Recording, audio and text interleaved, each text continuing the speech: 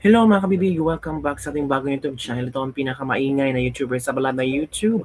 Ako si Kabibig, maglabag-labag na tao with evidence. Ako po, hinamon ni Senator Joel Villanueva na kaya niyang tingnan bawat isa na hindi siya nagpabayad ng maleta. Ako po, kayang tingnan mata sa mata ni Senator Joel Villanueva na inosente siya at di umano'y hindi siya nagpabayad. Ito kabibig hindi kayang bilhin ng salapi ang ating prinsipyo. Ako iba. Iba na nagsilabasan ngayon kay Senator Joel Villanueva. At alam nyo ba, may rally ngayon na kung saan ang mga rallyista sinisigaw na ipakulong na si Joel Villanueva. Kasi itong si Ombudsman Remulla, sabi niya, hinug na ang arrest warrant, hinog na ang isa sa pangkasong plunder kay Joel Villanueva. Hinog na. Ang tanong, kailan? Kasi unfair naman si Jinggoy, si Ramon Bong Revilla nakulong na. Si Jinggoy Estrada nakulong. Si Chis Escudero, kailan? Si Joel Villanueva, kailan? Itong dalawang ito, si Chis, si Joel, bumaliktad. So, it means kung bumaliktad, hindi na kakasuhan. It means kung bumaliktad, absuelto na, dismiss na ang kaso. Hoy, Ombudsman, wake up, gising-gising pag may time. Huwag lang yung mga against sa gobyerno, sa administrasyon ng BBM, ang tawag niyo, ginigipit nyo. Pati yung mga pro-BBM ngayon, gigipitin nyo rin para fair ang laban ba? Yan ang mga komento ng ating mga netizen. So binalikan ng mga netizen itong sikat na video ni Senator Villanueva. Ito kabibig Ito ha. Kaya ko pong tignan ng bawat isa sa inyo dito, mga kapwa ko JIL. Mata sa mata. Wala tayong flood control. Hindi tayo sangkot sa katiwalian. Hindi kayang pili ng salapi ang ating prinsipyo na paglingkuran ng Diyos at ang ating bayan. Kaya ko pong tignan ng bawat isa sa inyo dito, mga kapwa ko JIL. Mata sa mata. Wala tayong flood control. Hindi tayo sangkot sa katiwalian. Hindi kayang pili ng salapi ang ating prinsipyo na paglingkuran ng Diyos at ang ating bayan. Ito naman ang komento ng ating netizen after na makita. Mata sa mata, ilong sa ilong, tenga sa tenga, bulsa sa bulsa. Kinain lahat, sinabi niya. Walang flood control pero may kumokontrol sa'yo. Lol, drama mo, paldo ka na. Ang meaning pala ng GILS, Judas is Lord or Jesus Remulla is Lord. Maleta sa maleta, hindi sa mata sa mata. Hala, grabe naman ang komento ng mga nasa. Ito pa, maleta sa maleta at ipagpalit lang lahat ng panindigan, maleta ang mahalaga. Parang si Judas lang, pinagkakalolo mo kasama mo. Iba talaga ang kapangyarihan ng maleta. Kahit ganyan kalakas ang pananampalataya, mapapalihis pa rin. Maleta is power. Binigay lang kaya tinanggap, kaya hindi nakaw. Mata sa mata, utot sa utot. Yung mga kabibig. Yun ang iilang komento ng ating mga netizen after na ito napakinggan, napanood itong video ni Senator Joel Villanueva. Kayo kabibig, niwala ba kayo na meron talagang bayarang nangyari? Meron bang tawag dito deal or no deal? Ito kasi ang statement ni meron ko nakita ang statement dito ni Franklin Drilon. Si Franklin Drilon Senate President ito at ilang taon itong nagserbisyo bilang senado din, senator ito Sabi niya dito alam ko na may mga negotiations. Nabalitaan ko pala, hindi ko alam. Nababalitaan ko na may mga negotiations. And it is a known fact that si Cheese at saka si Joel were mentioned by the witnesses in the flood control scandal. So they were vulnerable. Sabi ni Drilon again, alam ko na may mga negotiations. Nabalitaan ko pala, hindi ko alam. Ika talaga, Drilon, ang drama mo. Nababalitaan ko na may mga negotiations. Hala. May mga negotiations pa lang nangyayari, pero mata sa mata.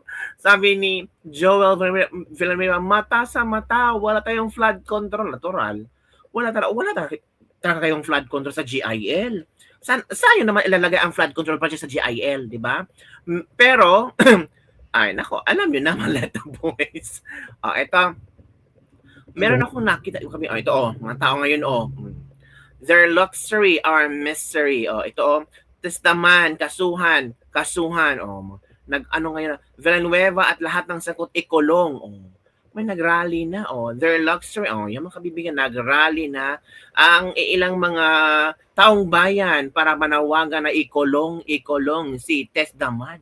Naku po, kabibig. Ano kaya ang maging reaction ni Joel Villanueva Hinggil dito, mga kabibig? So, merong liham, kabibig. Ito, si Joel Fajardo, ito ang kanyang liham. Basahin natin ang liham ni Joel Fajardo, ha. Kita niyo ba dyan, kabibig? Basahin natin, ha. Credits to Joel Fajardo.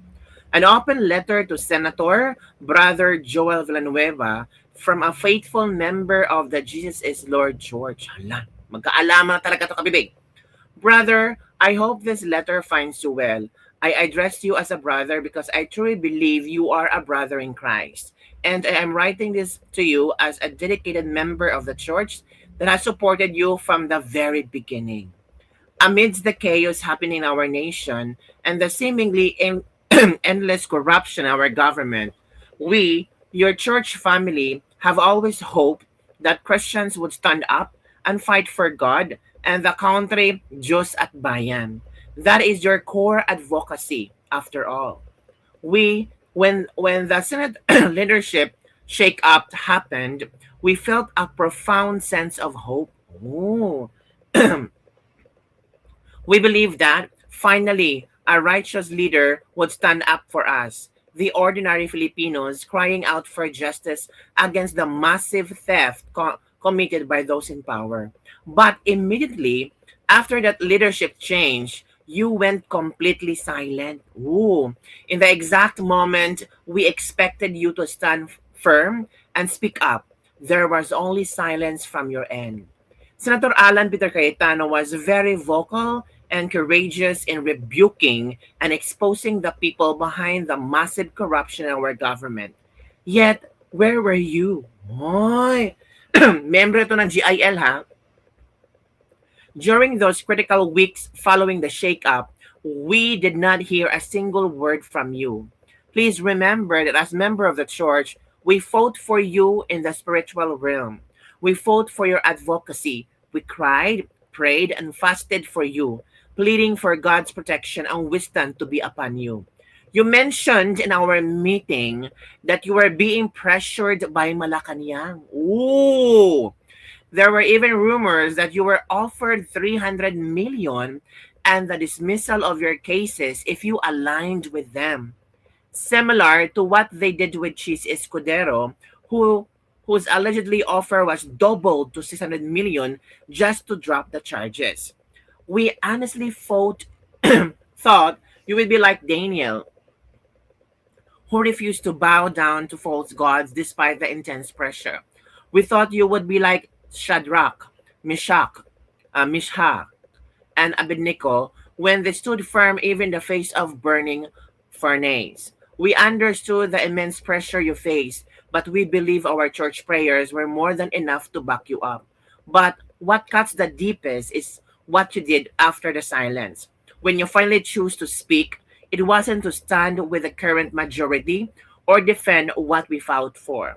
Instead, you broke your silence only to leave the current majority black and align yourself with Senator Win Gatchalian.